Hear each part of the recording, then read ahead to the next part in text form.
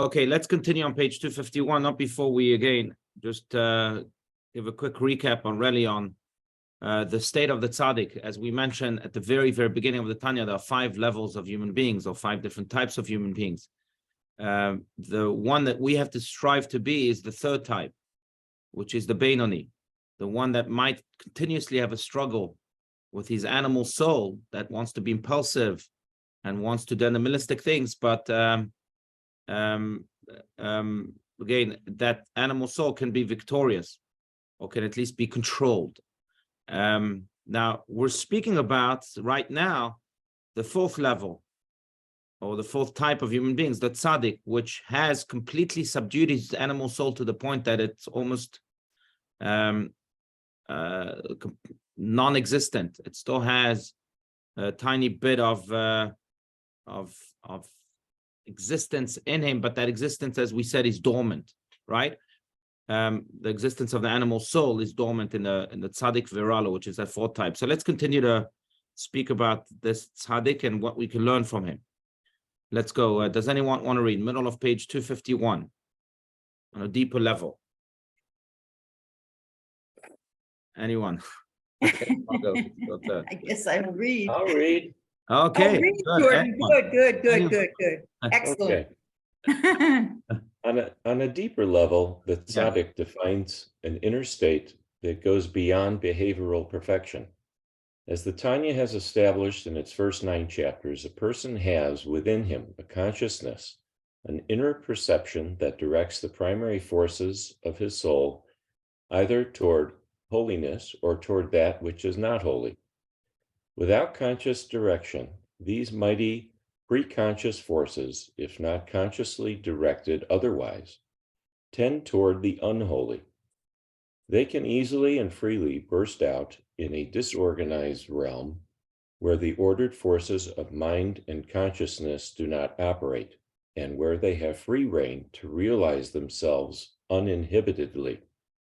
On the other hand, the ordered and fixed realm of holiness is an environment in which it is far more difficult for these primary forces to express themselves, and only by hard work, by the perpetual struggle of the godly soul against the animal soul over the consciousness and its rule over the life of the soul, can one direct these forces to express themselves through holiness and not through klipa. This struggle goes on for as long as the 2 realms exist in a person. But when a person achieves complete victory, so that he no longer has 2 channels of consciousness, but only one, namely the recognition of the divine, all the forces within him begin to move in only one direction. The primary animal forces have not been suppressed, but rather redirected, so that they now express themselves with their full animal intensity within the realm of holiness. Right. Just stop there, because I think the words speak for themselves, and this is an amazing summary of really some of the greatest ideas of the Tanya. But it came to mind. Last week I was speaking to parents of an 8th grader at the local Jewish day school year, and they were complaining about how they feel that their son has a double life. Why? 8th grader is a double life. So, whoa, double life? What are you talking about? I says, yes, there's a side of him that really wants Judaism and wants all good things, and then the side of him that's completely wild and completely. I said, that's not a double life. Learn some Tanya. That's animal soul and the godly soul. And in a way, this is exactly what Rabbi Stans is saying here, that everyone has a double life. Everyone has a double life, and that's a strong term. But we have sometimes the wants of the animal soul, and we succumb to them. And sometimes we have the wants of the divine soul, and thank God we succumb to them. But the complete tzaddik doesn't have a double life anymore. Maybe that's a better way of putting it. Complete tzaddik, the one that is a tzaddik viralo, tzaddik v'tovlo, type 4, type 5, is one that has not only completely subdued his animal soul, but in a way he has channeled, as Rabbi Stans puts it here, his full animal intensity within the realm of holiness. Now, that's the state of the tzaddik. I want to add to this just one important thought, and that is that although most of us, maybe some of you, certainly not me, have not reached that level of tzaddik, we can still have glimmers of being a tzaddik throughout the day, or maybe throughout the week, or maybe throughout the month, or throughout the year at least. And that's when we're able to not only subdue our animal soul, but to say to ourselves, okay, what is this power? What is this strength that we're feeling for this specific animalistic inclination? Now, let's devote this towards holiness. We can do that with an exercise as simple as eating. That I have this urge to eat, or this urge to eat something that is, coming from the animalistic soul. It's just self-pleasure. But if I wait for a second, I say, you know what, I have this urge to eat. Maybe I'll delay it for Shabbat and celebrate the Shabbat with it. Then I've taken this, I haven't killed the power of the animal soul, but I've harnessed it so that it is within, as Rabbi Schnauz puts it, within the realm of holiness. So it's as simple as eating sometimes. And sometimes it's something else. An urge to, an urge to be angry. Someone said something and I want to be angry. So anger is not necessarily bad, but let's not be angry at the person that maybe said something to us. Let's take this anger and in a way harness it towards being angry towards evil altogether. You know, there's a great story about Henrietta Sold. Henrietta Sold was the founder of the Hadassah Women Organization. And she lived in the early 1900s in New York.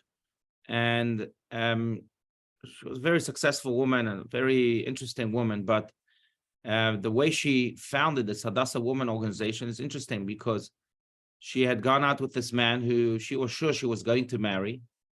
And in the end, he broke up with her. And this was the love of her life. And she didn't know what to do. And she was so heartbroken that she couldn't even date anymore. And indeed, she remained a single person, like a bachelorette, as they call it, until the end of her life. But at one point, looking at herself in the mirror, and she was so heartbroken, she said, well, I still have all this love in my heart. It's a pity if it just goes to waste. So she decided to channel this love in order to found the Hadassah Women Organization. And that's how it was founded. All the love that she had in her heart, instead of her letting it go to waste, she channeled it in a very constructive way. By the way, if you go to her grave today in Jerusalem, the Mount of Olives, I think it is. No, it's in Jerusalem. I'm almost sure it's in the Mount of Olives. Then you'll see she, again, never got married. But you'll see an interesting inscription on a tombstone. There it says, the mother to thousands. Because through the Hadassah Women Organization, she really gave birth to spiritual children, thousands of spiritual children. But it's a nice example of saying to ourselves, okay, I have all this love in my heart. And by the way, it doesn't have to be love. It could be, again, something that we consider negative. I have all this anger in my heart. I have all this urge to eat in my heart. Or you use the example you want. But don't let it go to waste. The tzaddik is the person who is able to harness it all the time within the realm of holiness. We should strive to do it at least a few times a day, or a few times a week if we can, or a few times a month. But we can have glimmers of what it is to be a tzaddik and to have glimmers of being tzaddikim ourselves. If we can harness that animal intensity, as Rabbi Schnauz puts it here, within the realm of holiness. That's really the big idea. Okay, let's continue. Unless, of course, there's comments. I want to hear your voices, your minds, your hearts. Okay, so let's continue. The existence of evil, just to finish this thought. Jordan, you can continue, or anyone else. Jordan, do you want to continue? Yeah. Yep, got it. Please go for it. The existence of evil is like that of falsehood. There is no such thing as an utter falsehood. No lie can be sustained unless it contains a grain of truth. And when the lie is refined, that is, an element of truth is extracted from its embodiment of falsehood, the false embodiment disappears completely, and one arrives at a state of full luminous truth. This is the point of transition from the level of an incomplete tzaddik to the level of a complete tzaddik, the point at which evil is transformed completely into good. At this point, a person should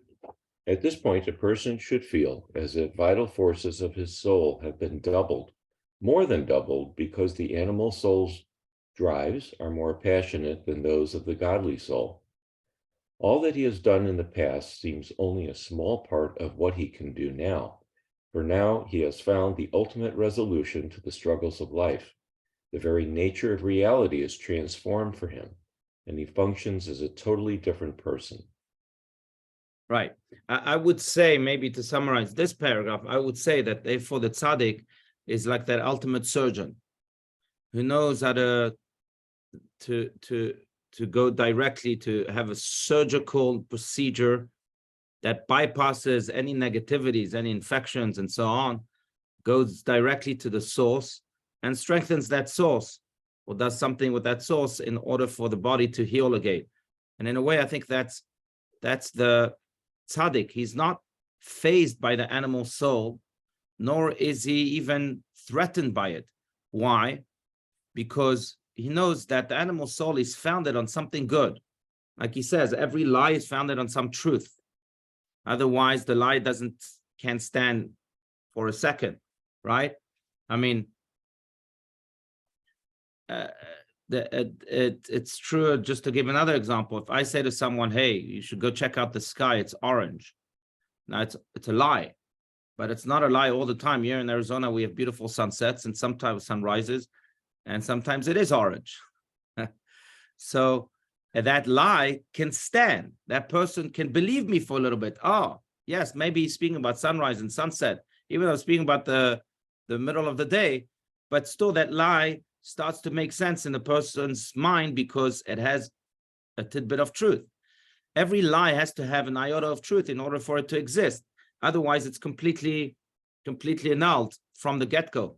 So what the tzaddik is able to do is go directly to that iota of truth within the lie, or to go directly to the source of the animal soul, the source which is godliness, because after all, as we've explained before, the animal soul was created by God too.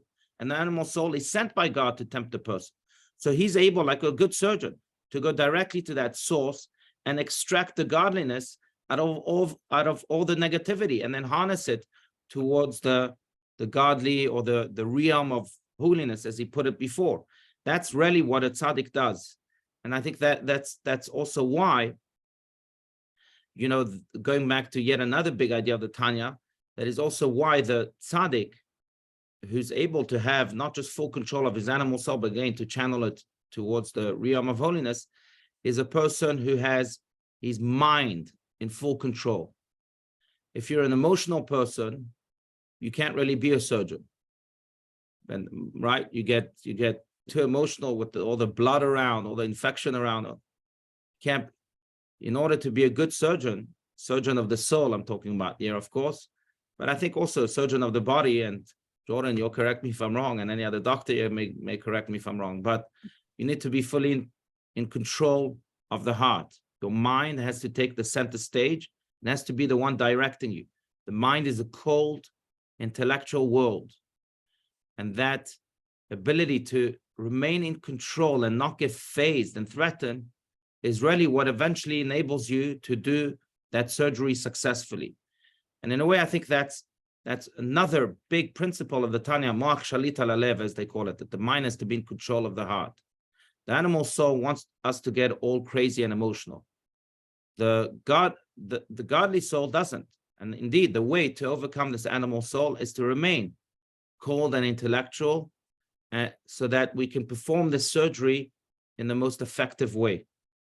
That, I think, is a layer that is not mentioned here, but an important one nonetheless, because it's the one that really leads us to the ability to channel the godliness within the animal soul towards the realm of holiness. That's the other idea I just wanted to mention. But again, I'm happy. I want to hear your voices. I don't want to be the only one speaking.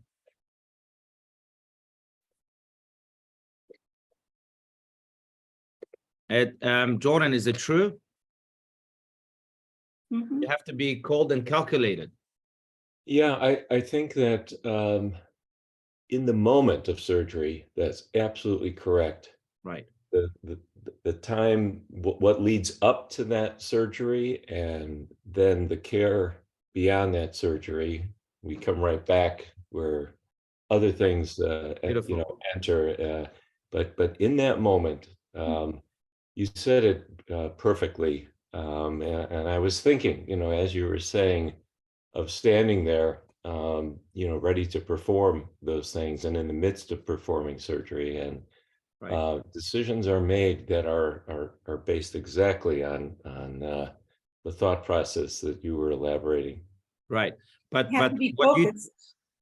go ahead, Margot, go. No, I just said you have to stay focused Right, in right. that moment. Exactly. Exactly. But what you said, Jordan, I think also expands on what we're learning about, because you're right. In the moment of surgery, you have to be cold and calculated. Before and after, especially with conveying the information to the family and Right. for the person himself also, I think, to heal, he can't just remain cold and calculated. He needs to warm up. And in a way, I think that fits perfectly also with the service of God. Because when we deal with the animal soul, then we have to be cold and calculated to have that surgery. But once we've extracted the goodness out of it and the godliness out of it, then we have to be warm and passionate and full of joy and determination and all of that to serve Hashem. To serve Hashem, we can't serve Hashem coldly. We have to have a heart. God wants a heart. Rabbi, I think Rabbi I have a Nathan, oh, I'm sorry, Margot, go ahead. oh, Yeah. by cold and calculate, do you mean informational, like just sticking with the information as opposed to letting the emotions come in? That's a good question. That's a great question. I think, yes, absolutely. It's informational, focused on the facts, no doubt. But I also think that there's another layer to it. Cold and calculated means that we are guided by the end goal, not by the journey itself. My end goal is to extract godliness. And that's really the only focus that I have, beyond the information that I may receive throughout the journey. But just like a surgeon, the end goal is to heal this exact part of the body. That's the only focus I have. Everything that, all the emotions, all the noise that may come throughout the journey, I have to, in a way, become deaf to it. And I think that's another very important part, also in the service of God, because my end goal is to serve God. That's my end goal, and that's my only focus. That's where I'm cold and calculated. The noise that may come with it, the animal soul is going to try to pull me in all sorts of different directions. But my end goal is really my focus. So beyond the information that I may receive or that I may have, in order to extract its goodness, right, I have to have that end goal in mind all the time for it to really lead me. Thank you. Oh, thank you. Thank you. But that's a good point. But going back, after the surgery is performed, then I have to really go and give it my all, emotionally, intellectually, spiritually, on all levels. I will quote, tomorrow night, and on Tuesday is Lag BaOmer, one of the most beautiful days in the Jewish calendar. Why? Because not only is it the day in which the 24,000 students of Rabbi Akiva who died in a plague, a terrible plague during this time, they stopped dying on Lag BaOmer, but it is also the yahrzeit of one of the greatest luminaries of Jewish history, if not the greatest, and that's Rabbi Shimon Bar Yochai. Rabbi Shimon Bar Yochai is known as the author of the Zohar, but beyond that, Rabbi Shimon Bar Yochai is really the person who almost single-handedly stood up against the Romans who wanted to decimate the Jewish people and rebuild Jewish life, not just coldly, but also with all of his heart, with all of his life, and he added so much joy, so much life to Jewish life itself. And that's what the Zohar really is about. Zohar means to illuminate, because I could be reading a book, but I can be reading it with lifelessness. And Rabbi Shimon Bar Yochai came and he said, no, illuminate it. Illuminate the book. Let me bring you some soul to it. That's what the Zohar is. It brings meaning and brings purpose, brings life and soul to every aspect of Judaism. And he did that in his life. He did that in the Jewish community. He did that in the Jewish world and in the world altogether. In fact, many stories about Rabbi Shimon Bar Yochai, but he was such a special soul. The Talmud says that throughout his entire life, a rainbow was not seen in the skies. Now, why is that so special? Because a rainbow is a bad sign. We think it's a good sign. And in fact, there's a halacha that says that if you see a rainbow in the sky, you shouldn't tell your friend, hey, come see this rainbow. It's unbelievable.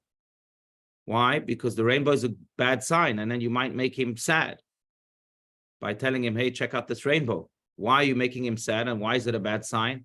That's because in the Torah, we learned that after the flood, God showed Noah a rainbow, and he told Noah that this rainbow will be a sign that I want to bring a mabul, a flood again to the world, but I will remember the covenant that we now just made by seeing this rainbow myself. And when I see this rainbow, it will refrain me from bringing this destruction to the world. So seeing a rainbow is also a hint that God might want to destroy this world, but he's not doing it because of the covenant that he has with Noah. And therefore, a rainbow is not a good sign. But in the times of Rabbi Shimon Bar Yochai, a rainbow was not seen in the sky. Why? Because his merit, just the work that he did for the world, ensured that the world was never in a state of potential destruction. That's how holy this man was. And we celebrate him, therefore, also by lighting bonfires. Why bonfires? Because usually for souls, we light yortzeit candles. But he was such a big soul that a yortzeit candle is not enough. We light a whole bonfire for Rabbi Shimon Bar Yochai.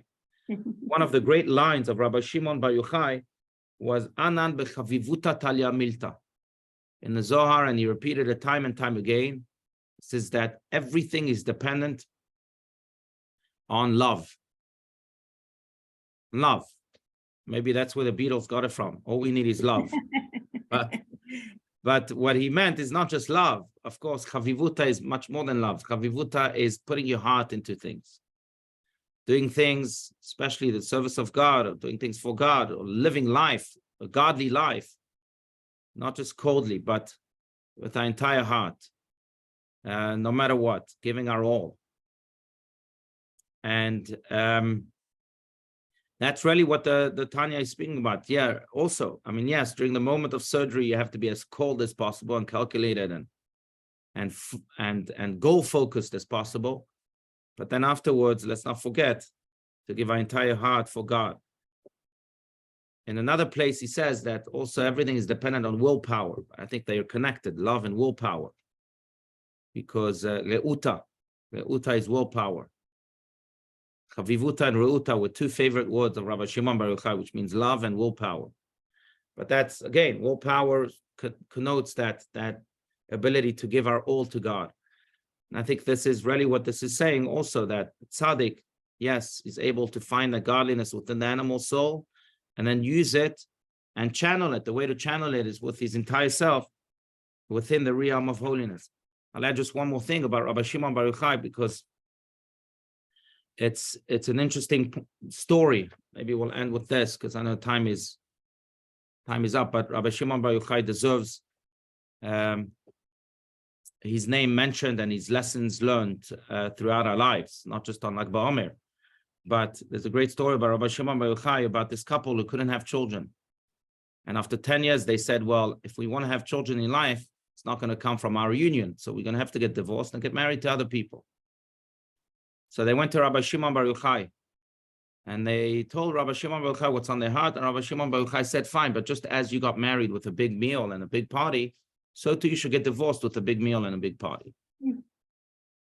Fine. They go and have a big meal and a big party. The husband got a little bit drunk during that party. And he said to his wife, look, tomorrow we're getting divorced. So I'm going to make one last gesture. I have a lot of goods here, a lot of treasures. Take the most important treasure in your eyes. Take it as a gift. That's my gift to you. So his wife noticed that her husband was a little drunk. She decided to take her most prized treasure, which was her husband. So she commands her people, go pick up my husband and take him home. That's my most important treasure. When the husband wakes up, he says, gosh, I'm in your home. I thought, we were getting divorced. We were living separately. Why am I here? And she said, well, you asked me to take my most precious treasure home before we officially divorced. So I took you. You are my most cherished and precious treasure. They realized they couldn't really get divorced. So I went back to Rabbi Shimon Bar Yochai and said, this is what happened.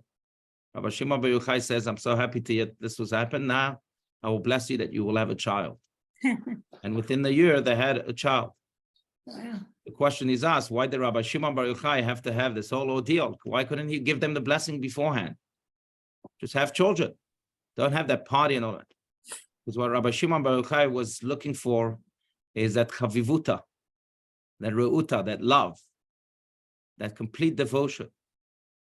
Once he saw that it existed through that party, through the gesture of the wife and of the husband too, then he said, okay, now you can have children. Now I know that this union will work. And now I know that this union will also give birth even beyond nature to the impossible. Because with love, with willpower, we can break all barriers. And that's what really he taught us. And in a way, I think it's what the Tanya teaches us too. Yes, we have to have that cold, calculated surgery from time to time. And once we find that godliness and once we connect to it, then we have to go all the way and give our all to God as Rabbi Shimon Bar Yochai did.